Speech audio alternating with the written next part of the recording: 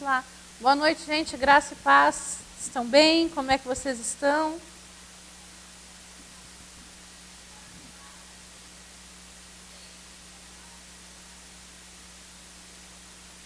Quem é que já está aí? Coisa boa. Quem é que já está aí com a gente? Christian já chegou. Jorge, pastor Cláudio, irmã Conceição. Quem mais? Vou ter que olhar lá. Lá eu me guio melhor.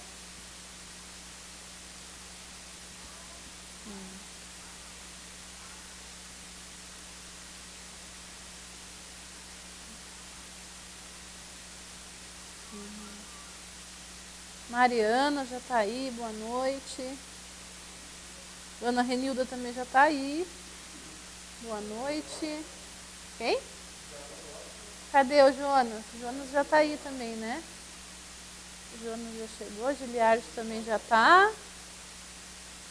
Quem mais? César já está também, né? Lucas.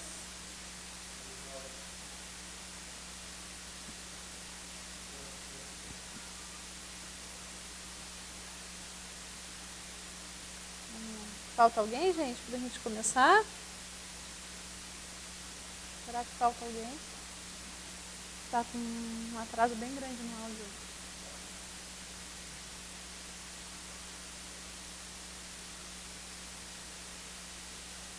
Patrícia entrou agora.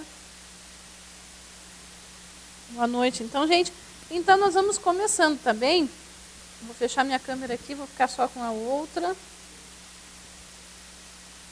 Tá ligado? Oi, oi. Tá baixo o som? Paz, querido.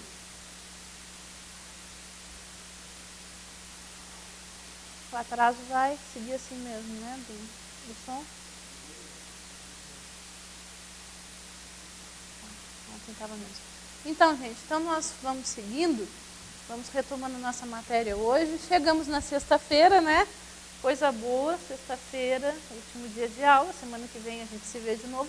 Mas hoje a gente ainda vai conversar muita coisa importante aí da nossa matéria. A gente ainda vai ver vários assuntos que são bem relevantes, tá bem? Eu quero convidar vocês para a gente começar orando, então, como a gente sempre começa a nossa aula, né, orando. Eu quero que você feche seus olhos nesse momento. E nós vamos estar entregando a Deus esse tempo para Ele ministrar o nosso coração. Pai, nós te damos graças por essa noite. Obrigado pela sua bondade, pelo seu amor para com a nossa vida. Nós te louvamos, bendizemos o teu nome, porque o Senhor é bom em todo o tempo. Obrigado, Deus. Obrigado porque o Senhor vai nos ensinar tudo aquilo que nós precisamos aprender de ti. O Senhor vai nos ensinar todas as verdades que existem na sua palavra e que são revelação para o nosso coração. Nos ensina a estabelecer de uma forma bem firme, bem fundamentada, essa estrutura de fé que o Senhor deseja ver em nós. Nós te louvamos pela oportunidade de conhecer mais da Bíblia e mais da sua vontade e te damos liberdade para essa noite em nome de Jesus. Amém. Então, gente, seguindo, onde é que nós paramos ontem? Vamos ver. Eu acho que nós paramos ali sobre quando fala que a fé não é um sentimento. Foi isso?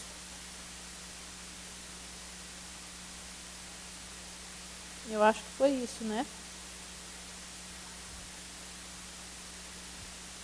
Aguardem aí só um minutinho, que eu estou ajeitando um detalhe técnico aqui.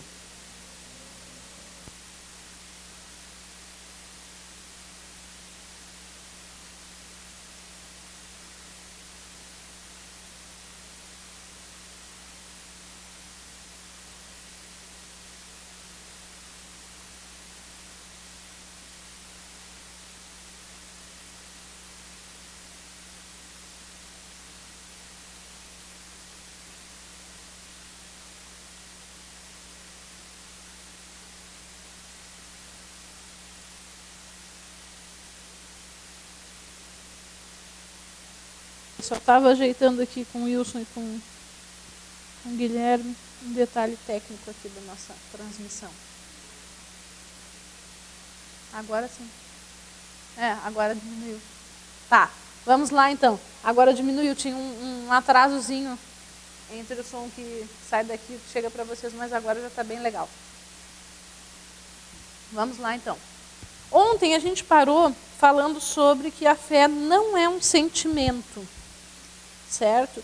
E aí eu quero que vocês pensem aí, e falamos também que a fé não é fingimento, que a fé não é desejar. Aí nós citamos alguns exemplos, né? Conversamos um pouquinho sobre isso. E eu quero que vocês pensem aí, já fiquem prontos para participar da aula. Gente, eu gosto de fazer a aula assim, eu vou chamando para participar. Eu acho que é importante demais, porque a gente troca conhecimento. Aquilo que você já vivenciou, aquilo que você já teve experiência, é importante demais para o restante dos colegas.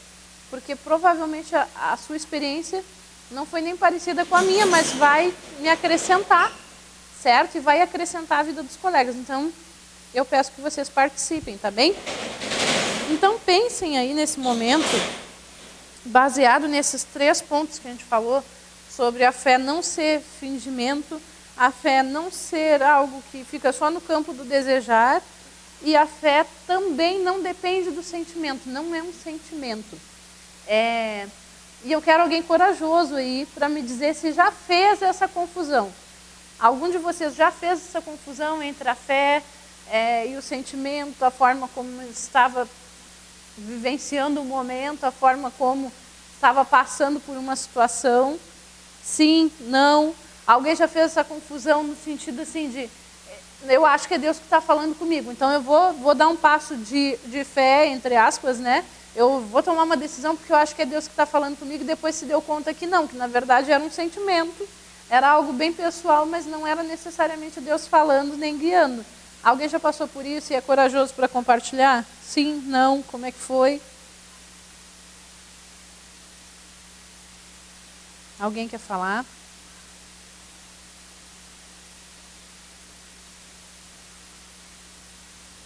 Ó, o pastor Cláudio já deu a dica, já chamou uma aluna aí para falar. Vamos lá, quem é que vai compartilhar, que tem uma experiência para compartilhar?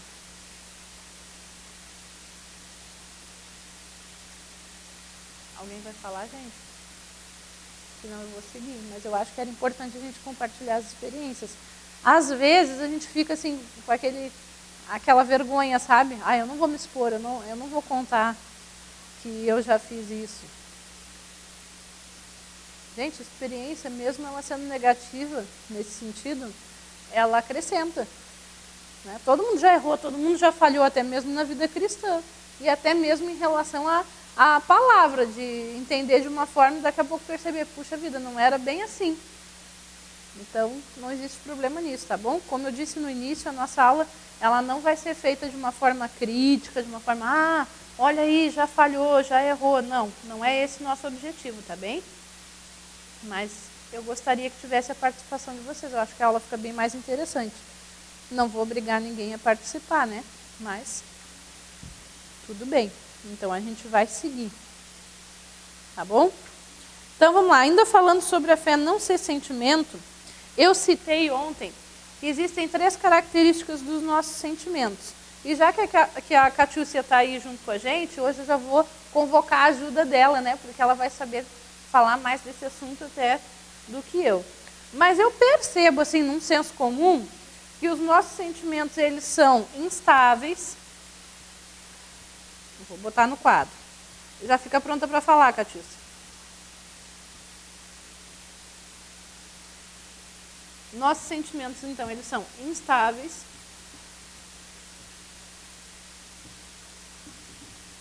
Eles também são passageiros, a gente não está sentindo as coisas da mesma forma o tempo todo. Opa, errei aqui.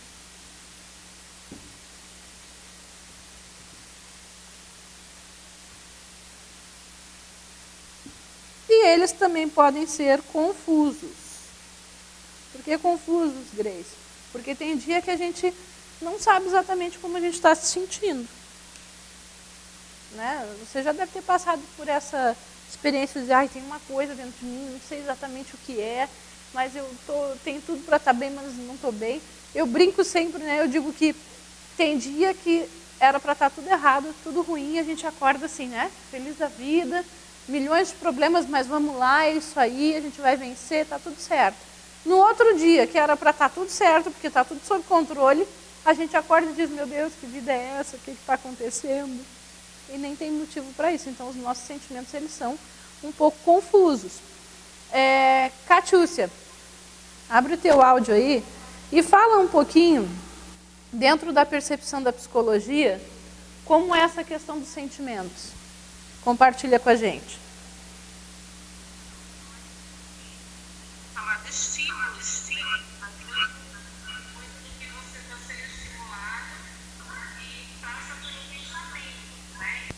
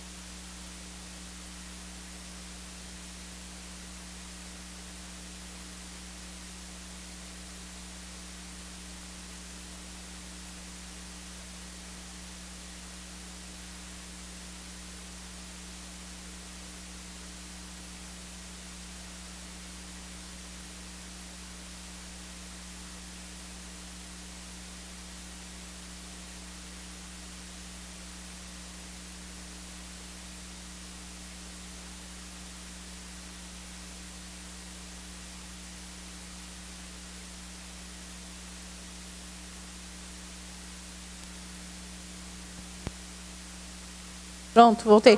Eu desliguei o microfone, esqueci de ligar. É exatamente isso, Catiúcia.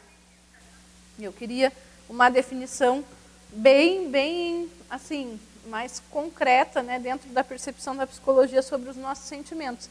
E eu acho muito legal essa colaboração que a Catiúcia trouxe sobre estímulo, porque isso, gente, é exatamente o que a Bíblia nos diz. Por que o apóstolo Paulo nos ensina na carta de Romanos sobre renovar a nossa mente? Na verdade, ele está nos ensinando o quê? Que essa troca de informação vai nos provocar novos estímulos.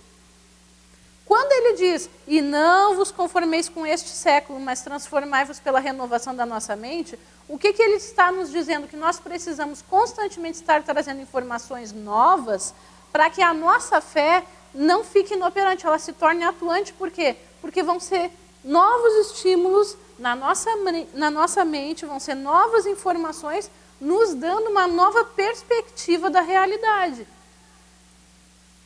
E aí, o que eu entendo com isso? Talvez eu vim de um ambiente, de uma casa, de uma família, onde, como é que a gente pode definir? Onde, assim, a vivência não era tão positiva. Não só no sentido de era um lar conturbado, era um lar de briga, não é só isso. Às vezes a gente vem de um lar que é bem calmo, mas é um lar desanimado. Sabe aquele lar onde as pessoas não têm uma perspectiva muito longa? Sabe aquele lar onde não tem um estímulo para o crescimento, não tem um estímulo para coisas novas, não tem um estímulo para descoberta, não tem um estímulo para criar? A gente pode vir de um lar assim, onde a coisa é muito tranquila, muito pacata, muito estabilizada, mas também não tem um estímulo para ir além. E eu me lembro, e agora eu vou citar um exemplo, tá? Com todo o respeito que eu tenho por vocês e pela cidade, mas eu vou citar um exemplo que foi me dito por um morador daí, de Simão Dias, tá? Um membro da igreja. Um dia a gente conversando e falando sobre como a realidade dos locais influencia na nossa vida e na nossa visão de mundo, visão de vida.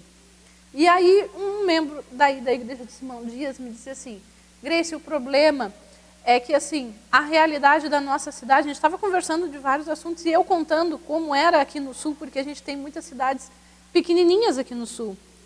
A cidade de onde meu marido veio mesmo tem 7.000 habitantes, ou seja, é menor até do que um bairro de Pelotas.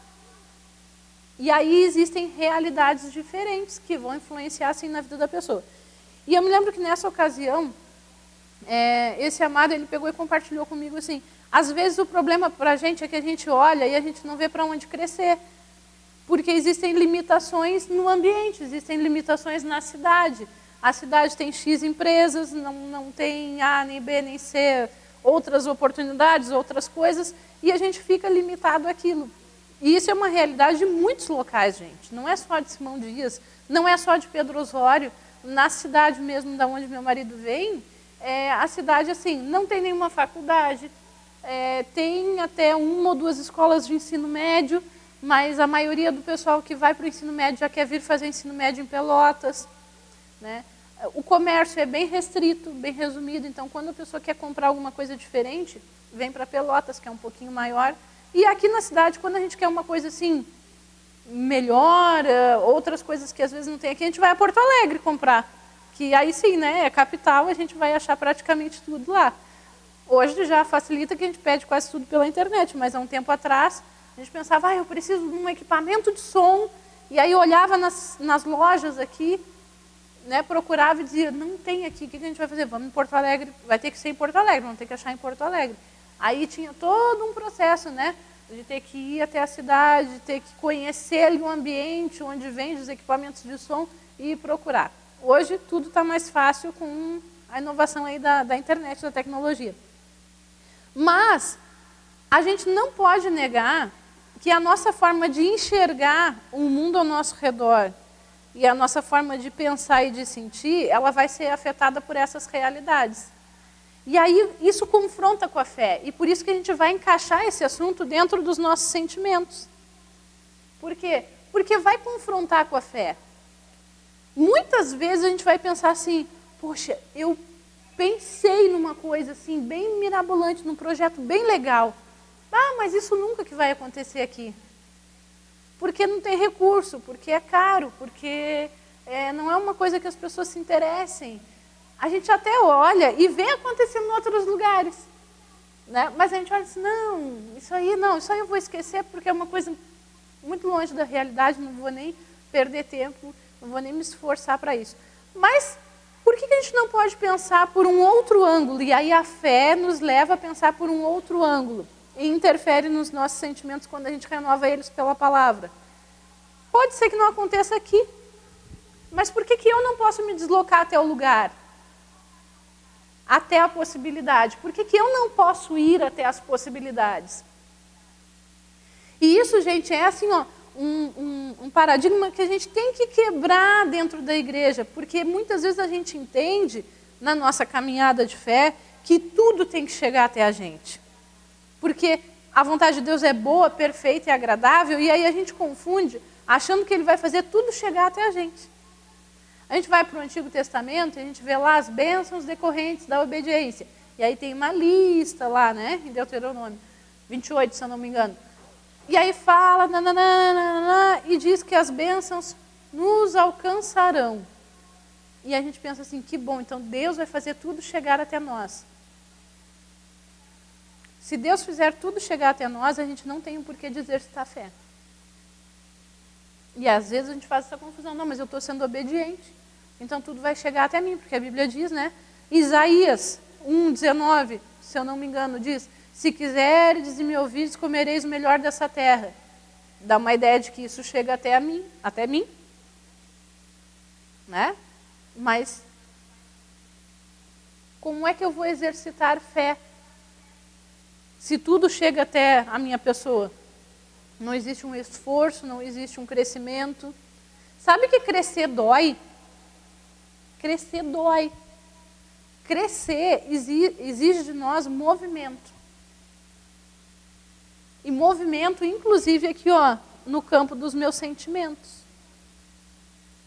Pensando novos estímulos, indo atrás de novos estímulos. Cabe, inclusive, a gente pensar assim, se todos os estímulos na vida que eu tive, a maioria deles, não vou dizer todos que não tem como ser todos, mas se a maioria dos estímulos que eu tive, nos meus sentimentos, foram negativos, cabe a mim ir, inclusive, atrás de estímulos positivos.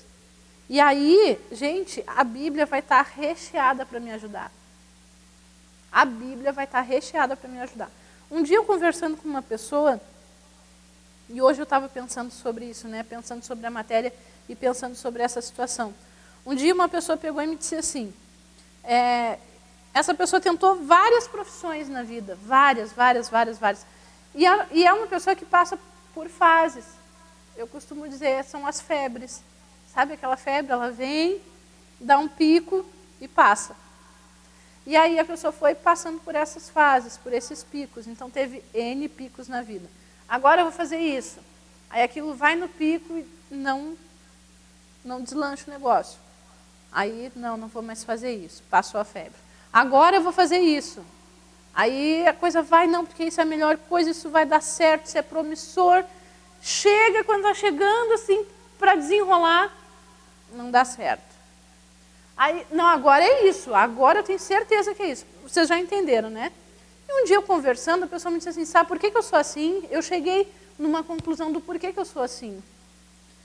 Porque tudo que eu sempre disse na minha vida que eu ia fazer, desde novo, minha mãe sempre dizia, não. Isso aí, tu nem gasta energia, tu só vai perder dinheiro, só vai perder tempo, porque isso aí não dá certo. Para tudo. Podia ser qualquer ideia, sempre a resposta era essa. E realmente eu acompanhei um pouco disso. Então, eu não sei explicar exatamente por que acontece assim.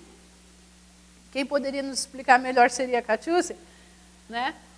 Mas, à luz da Bíblia, a gente vê que essa pessoa teve o estímulo errado. Então, aquele sentimento sempre foi fragilizado, sempre foi negativo. Então, como é que uma pessoa dessa vai desenvolver fé, vai conseguir crer numa coisa que é totalmente ligada ao campo da irrealidade, se a gente analisar assim, né? Não é algo que a gente pega, não é algo que a gente tem a garantia primeiro, não é algo que a gente vê. Se sempre o estímulo foi o quê? Não vai dar certo, vai perder dinheiro, vai dar errado, vai perder tempo. Aí quando a Bíblia é apresentada, claro que isso não justifica 100%, né, gente? Mas tem um peso. Quando a Bíblia é apresentada, a pessoa tem dificuldade de entender aquilo e de entender o que é fé. Porque fé é certeza do que não se vê. Aí quando a pessoa pensa assim, não, eu vou crer, logo vem aquela lembrança. Não, mas não vai dar certo. E se não der certo? Se eu perder meu tempo? Não. Será que vai? Não sei. Entende? Por isso que quando a gente vai para a fé, e aí a gente tem que realmente bombardear a nossa mente. E isso é a gente que faz, viu, gente? Não é Deus. Isso é a gente que faz. Bombardear a nossa mente com palavras de fé, com histórias de fé, com menções de fé, com imagens de fé, para que todo esse novo processo aí, todo esse novo acúmulo de informação supere esses aqui, ó, os que foram instáveis, passageiros e confusos. Aí vocês vão me dizer assim, Grace, eu pensei que quando a gente vem para a igreja, porque a gente escuta na igreja que espiritualmente está tudo pronto, que eu sou uma nova criatura, então Deus está fazendo. Eu pensei que eu não ia ter que fazer esse esforço todo. Sim, nós vamos ter que fazer, porque renovar a mente é com a gente. Deus nos dá a palavra. Botar ela para dentro é compromisso nosso. Exige um esforço nosso. E se vocês me disserem assim, e eu faço e o troço já bomba, eu vou dizer para vocês, nem sempre. Dependendo da situação, exige um pouquinho mais de esforço. Eu não vou mentir para vocês. Eu não posso fazer isso. O meu compromisso com vocês é com a verdade. Então, tem situações na nossa vida que a gente vai ter que exercitar mais. Porque muito provavelmente foram as situações que foram mais afetadas ao longo do tempo. Então, a gente vai ter que dar mais informação da palavra, mais atenção e mais exercício de fé. Por isso que eu comecei a aula pensando e perguntando para vocês. Vocês já passaram por alguma situação que vocês confundiram, né? Uma decisão que vocês tomaram achando que estava tomando por fé e na verdade era baseado num sentimento ou numa necessidade ou numa situação e depois viu, não era? Porque isso é uma coisa absolutamente possível normal de acontecer e mais corriqueiro do que a gente imagina. Ah, Grace, mas aí eu vou dizer que eu não consegui alcançar o que Deus queria. E eu vou dizer para vocês, queridos, nem sempre a gente consegue da primeira vez. Por isso que o apóstolo Paulo diz, não que eu já tenha chegado à perfeição, mas uma coisa faço, esquecendo das coisas que para trás ficam, eu prossigo para o alvo, para o prêmio da soberana vocação, a fim de conquistar aquilo para o qual também já fui conquistado. Ou seja, é olhar para mim e ter a consciência, eu não consegui acertar em tudo. Eu ainda não estou 100%, mas eu também não vou parar na caminhada porque eu falhei nessas coisas. O que eu faço? Eu vou analisar elas, eu vou ver onde foi o erro, onde foi a falha, e eu prossigo para o alvo, eu não vou ficar parada aqui. Eu preciso prosseguir para o alvo, eu preciso me encher das informações que vão estimular a minha fé e que vão trazer equilíbrio para os meus sentimentos. Amém? Dúvidas até aí, gente? Sim, não? Alguma dúvida? Vou falar um pouquinho sobre pensamentos limitantes.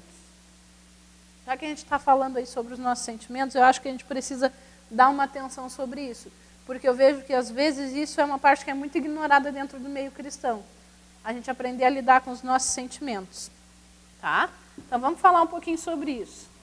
Porque os pensamentos limitantes, eles inclusive prejudicam a nossa caminhada de fé. Então vamos lá. Agora eu vou querer a participação de vocês. Agora eu preciso da participação de vocês. Pensamentos limitantes. Anota aí, para vocês fazerem até uma análise se esses pensamentos são presentes ou não.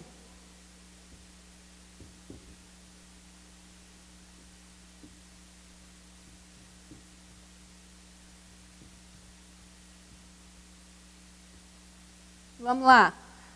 Pensem em coisas que são limitantes e vocês vão me ajudar citando. Inclusive, pastor Cláudio, Catius, quem está online, pode me ajudar, pode ir sugerindo, tá bem? Quero a ajuda de vocês.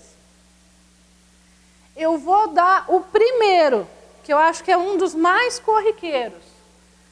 Um argumento que às vezes a gente tem na nossa mente já como resposta assim, em primeira mão. Isso não é para mim. Vocês já disseram isso sobre alguma coisa que era bem boa e que até muita gente desfruta, mas a gente olha assim no momento e diz, isso não é para mim? Quero ouvir vocês. Vou anotar aqui por enquanto. Peraí. Deixa eu aumentar aqui meu volume que eu esqueci. Vamos lá. Quero ouvir agora.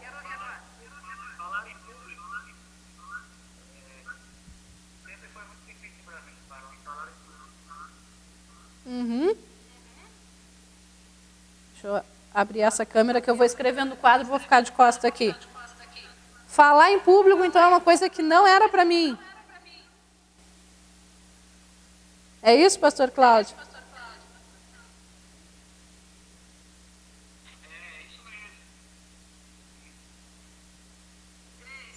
Oi. Eu entendi que você quer outras frases limitantes, né? Quero outras. Quem é que falou do dinheiro? Cadê? Não tenho dinheiro, é isso, Jonas?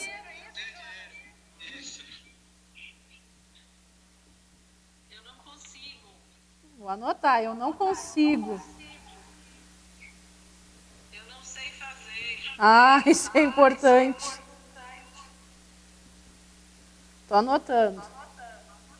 Eu não sei fazer. Que mais, gente? Outros pensamentos limitantes aí.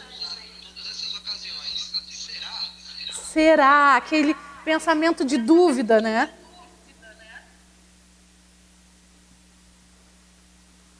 Que mais?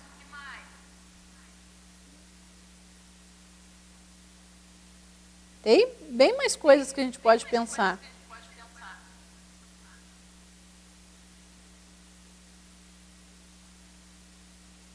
Sabe um pensamento limitante? É os dois extremos. Estou muito velho para isso.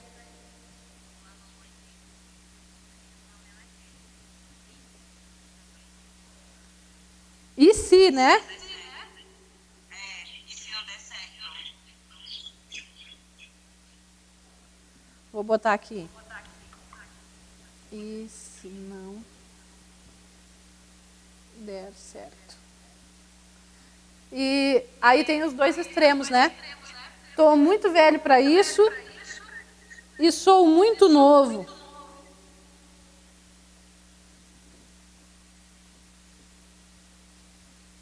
Que mais?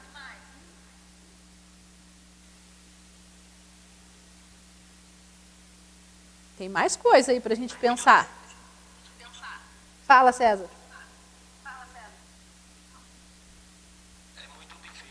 É muito difícil. Esse é um pensamento que é corriqueiro, né?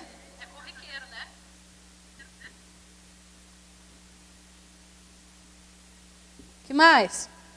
Tem mais?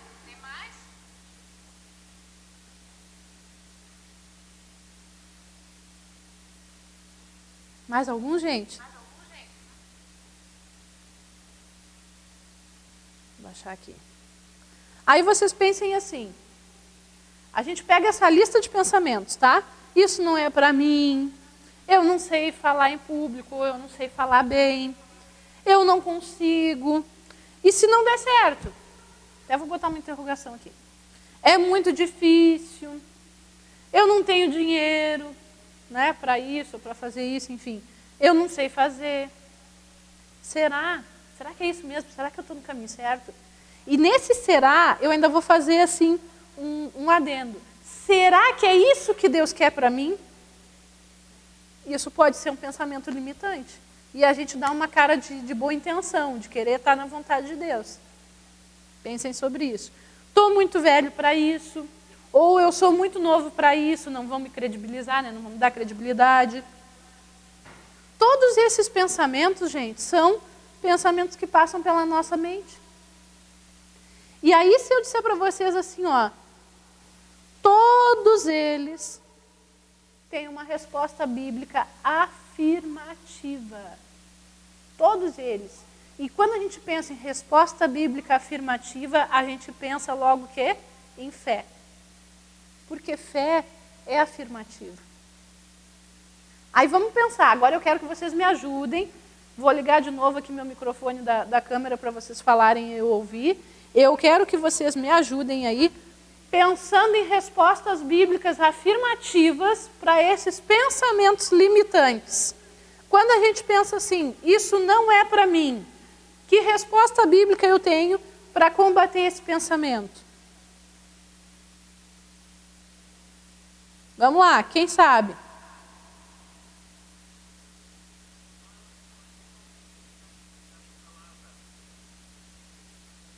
Repete aí, pastor Cláudio, por favor. Abre a tua boca e eu te darei palavra. Pronto. Esse combina, inclusive, com o segundo, né? Que é falar em público. Isso foi garantia de Jesus, gente. Que a gente saberia o que dizer. Então, é para mim, sim. Quando eu penso assim, ó... Vai, Christian, fala. Está vendo aí? Mais uma resposta bíblica que contradiz esse pensamento limitante. Né? Quando eu penso assim, ó, eu não consigo, me dá uma resposta bíblica. Tudo lá em João 14:13, que fala que assim, seja o que vos pedis em meu nome, isso eu farei, a fim de que o Pai seja glorificado no Filho. Tudo que pedis em meu nome, eu o farei. Pronto. Uma resposta que combate um pensamento limitante. A Catiúcia também tem uma. Tudo posso naquele que me fortalece. Vocês estão percebendo como a gente tem base bíblica para elevar a nossa fé e controlar os nossos pensamentos? Vamos ver mais. E se não der certo? Qual a resposta bíblica que a gente tem para isso? Hum?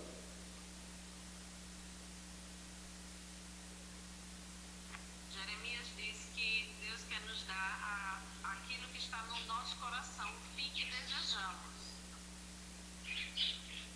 Exatamente.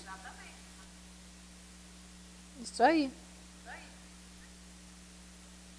E eu acho interessante que o apóstolo Paulo também falou sobre isso, quando ele vai para Jerusalém, né, na última viagem, depois ele vai para ser preso, e o pessoal ali que acolhe ele, antes dele partir para Jerusalém, mostra, olha, vai acontecer isso, e tem toda aquela situação lá que, movidos pelo Espírito, eles prendem as mãos, os pés de Paulo, dizem, vão fazer isso contigo e tudo mais, nananana.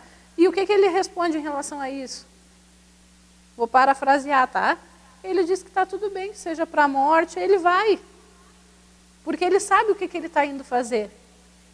Ou seja, se a gente entender direitinho, a gente vai perceber assim, ele estava indo para uma situação que ele tinha um objetivo, eu vou para lá pregar a palavra. Mas pode ser que não aconteça bem exatamente como eu planejei. Tá tudo bem? Vai acontecer de alguma forma. Isso combate o nosso pensamento limitante. E se não der certo? E se não sair como eu planejei? E se não for como eu imaginei? E se eu tiver prejuízo? E se? Né? Pode ser que não saia e provavelmente, amados, os planos que nós fizermos, eles não vão acontecer exatamente como a gente planejou. Quase nunca acontece. Mas uma coisa é certa. A Bíblia nos dá a garantia que Deus está trabalhando por nós. E aí tem N versículos para falar sobre isso. Vamos para o próximo. É muito difícil. Esse pensamento, ele é bem persistente, né? É muito difícil. Isso aqui é muito difícil. Eu quero que vocês me deem uma resposta bíblica para isso. Quem vai falar? Repete, Liliard.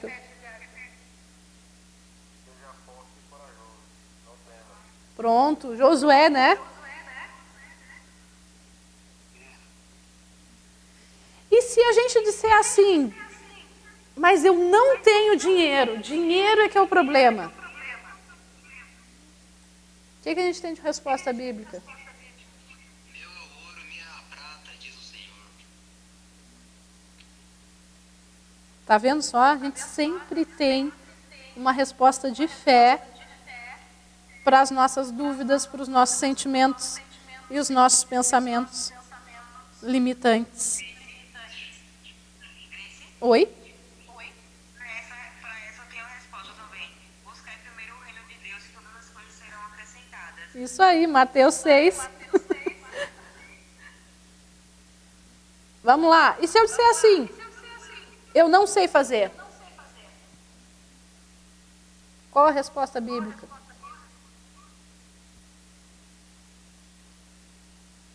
E aí, gente? Eu não sei fazer.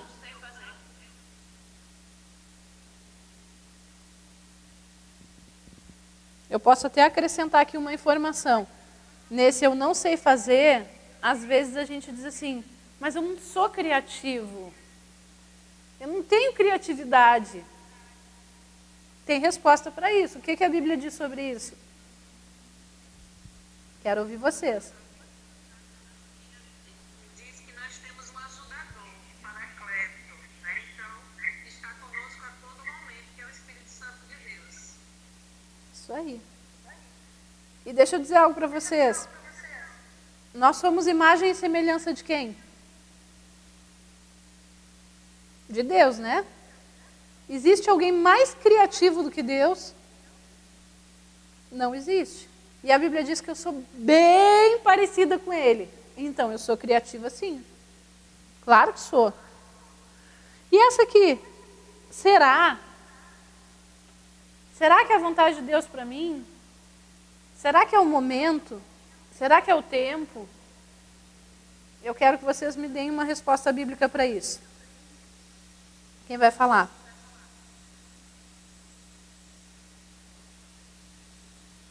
Vamos lá, tem resposta. Tudo é possível ao que crê. Isso aí. Muito bem. E se eu disser assim, eu estou muito velha para isso aí não é mais para mim porque já passou da idade. O que a gente diz, baseado na Bíblia, para isso? Quem vai falar?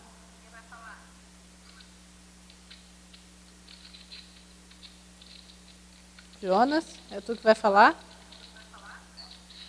Bom, aí eu vou explicar a Bíblia, eles foram conquistar a terra, né? Tava falando, tem 30 anos, mas a minha figura é de 40. Como exemplo dele, de uma forma, ele sendo velho, teve carro suficiente para conquistar um país com território todo, da mesma forma a gente, para fazer o trabalho de Deus. Isso aí. E a Bíblia também diz que na velhice darão ditosos frutos, bons frutos. Jorge ia falar? Pode falar. Tem a história também de Abraão e sua esposa, né? Eram idosos, né? E a esposa dele argumentou que não tinha mais idade, né? E Deus mostrou que para ele tudo é possível. Isso aí. E se for ao contrário? Se eu disser assim... Deixa eu baixar aqui só um pouquinho. Se eu disser assim, eu sou muito novo para isso, ninguém vai acreditar em mim. O que a Bíblia diz? Os exemplos também dos apóstolos, que todos eram jovens e Deus escolheu logo eles. Então,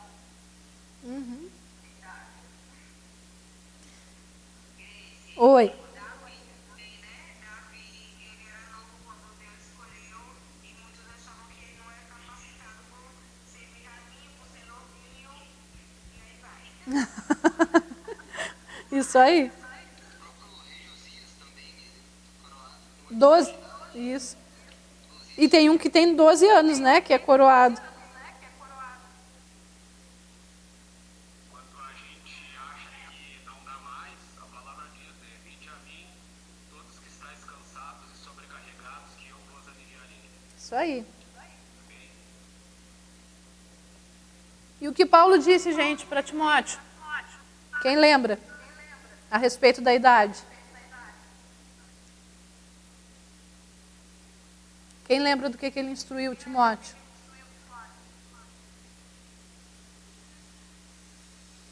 Não lembram? Vou dizer para vocês então. Paulo diz assim para Timóteo: ninguém despreze a tua mocidade, antes torna-te padrão na fé, na pureza. E aí tem uma lista de adjetivos que eu não vou lembrar todos agora, assim de cor. Então, para todos os nossos pensamentos limitantes, nós vamos ter uma resposta de fé na Bíblia. Sempre que surgir algo que a gente olha assim, a gente percebe, poxa vida, isso é um pensamento que tenta me impedir de avançar. Isso é um pensamento limitante. Eu tenho uma resposta na Bíblia, uma resposta de fé. E aí a gente sempre vai ficar chocado, porque a resposta de fé, ela não combina e ela não vai nos acompanhar na limitação. Ela vai ser bem distante disso. Amém? Quantos estão animados com essa informação? Eu fico bem animada com essas informações. Tem algumas... Pode falar. Alguém falou. Amém, né, gente? Vamos lá. Tem algumas informações na apostila que eu quero passar para vocês. Vocês vão estar recebendo já em breve aí, acho que em PDF a apostila. E aí quem quiser ir seguindo pela apostila quando receber, tranquilo. Mas como eu sei que vocês ainda não têm, a gente vai lendo e compartilhando algumas coisas. Assim, o nosso corpo tem contato com o mundo natural por meio dos sentidos. O nosso espírito tem contato com o reino espiritual por meio da fé. Não podemos usar os sentidos para andar no espiritual, pois é pela fé que fazemos isso. É verdade que em alguns momentos os nossos sentidos eles vão ser afetados, em alguns momentos bem específicos. Né? A gente vai até conseguir perceber através dos nossos sentidos mesmo algumas coisas espirituais, mas não é a regra. Não pode depender disso. A fé em prática, a fé em operação, ela não pode depender disso. Por causa de toda essa instabilidade que a gente viu.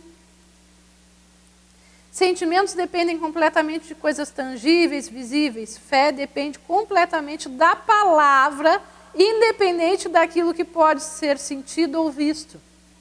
É o que a gente fez agora, essa nossa dinâmica. A gente provou que é assim. Incrédulos vivem pelos sentidos. Crentes vivem pela fé. Aí tem mais umas informações. Tem uma aqui que eu acho interessante. Quando Jesus recebe a notícia da morte de Lázaro, eu acho interessante a forma como ele se comporta. Porque primeiro ele recebe a notícia de que Lázaro está doente. Vamos conferir lá. João capítulo 11. Abre lá para a gente ver. João, Evangelho de João, capítulo 11.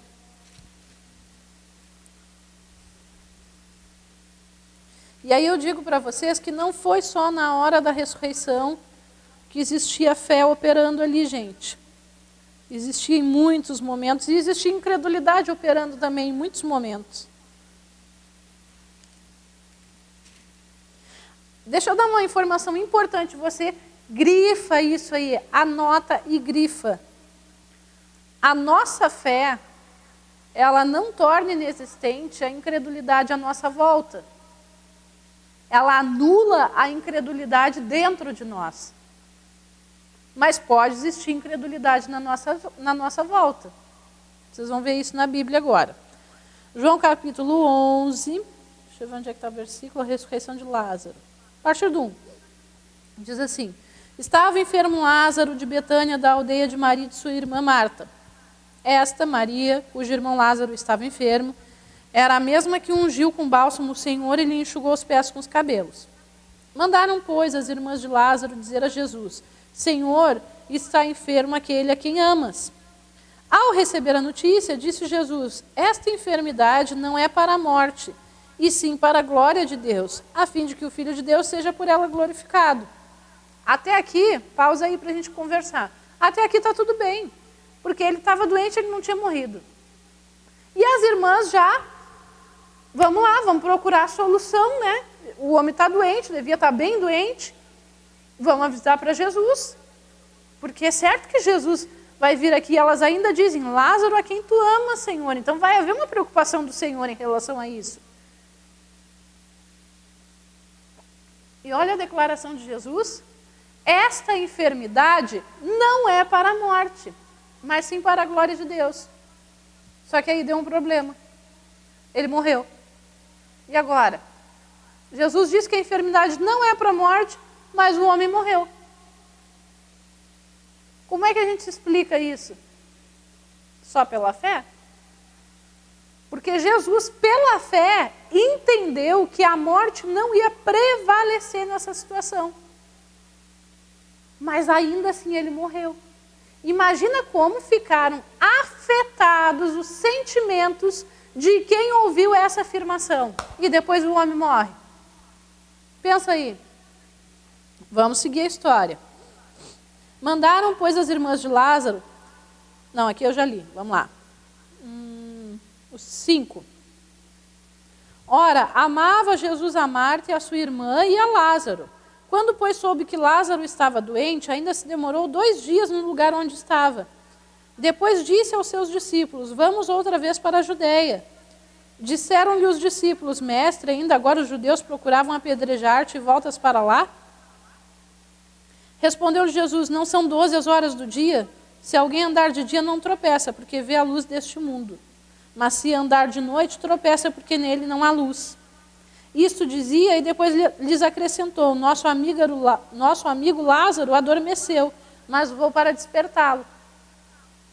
Então aqui a gente já começa a ver um contraste de incredulidade. A fé estava dentro de quem? De Jesus. Estava operando dentro de quem? De Jesus. Quem é que tinha certeza? Jesus. Quem é que estava crendo? Jesus. Mas os discípulos, que eram muito próximos, estavam ali dia a dia, vivendo, andando, comendo, dormindo, acordando com Jesus, eles não conseguiram exercer o mesmo nível de fé que Jesus. E eles nem sabiam que Lázaro tinha morrido. Eles simplesmente disseram para Jesus assim: mestre, o negócio é o seguinte, a gente saiu de lá porque estavam querendo nos matar lá. Agora tu quer nos levar para lá de novo, mestre? O que está acontecendo? Então eles já estavam deixando aquele medo de serem mortos prevalecer mais do que a fé. E aí Jesus disse para ele o quê? Se a gente andar de dia, a gente não tropeça, porque enxerga a luz desse mundo. Ou seja, Jesus estava dando um sacode nos discípulos, dizendo, gente, olha para a luz. Não fica nessa escuridão aí da incredulidade, porque não vai dar certo. Já passou do nosso horário do intervalo. Vamos até 8:55, depois a gente faz até 9:05 o intervalo, tá bom? Só para a gente terminar essa parte. E aí ele diz, Lázaro adormeceu. Ou seja, ele estava dizendo, o homem morreu, minha gente, a gente tem que ir. Mas os discípulos, eles respondem o quê? Disseram, pois, os discípulos, Senhor, se dorme, está salvo. Ou seja, os discípulos estavam querendo dar um jeito de não ter que enfrentar aquela situação. Jesus, porém, falara com respeito à morte de Lázaro, mas eles supunham que tivesse falado de repouso do sono. Então Jesus lhes disse claramente, Lázaro morreu. E por vossa causa me alegro de que não estivesse lá para que possais crer, mas vamos ter com ele. Em outras palavras, Jesus estava dizendo para os discípulos, se vocês estivessem lá, vocês já tinham desistido de crer.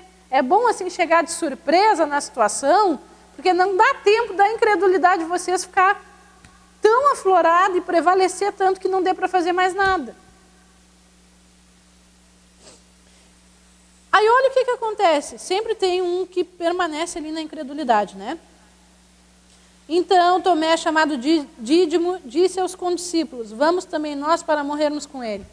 Olha que informação maravilhosa. Tomé que era assim, né?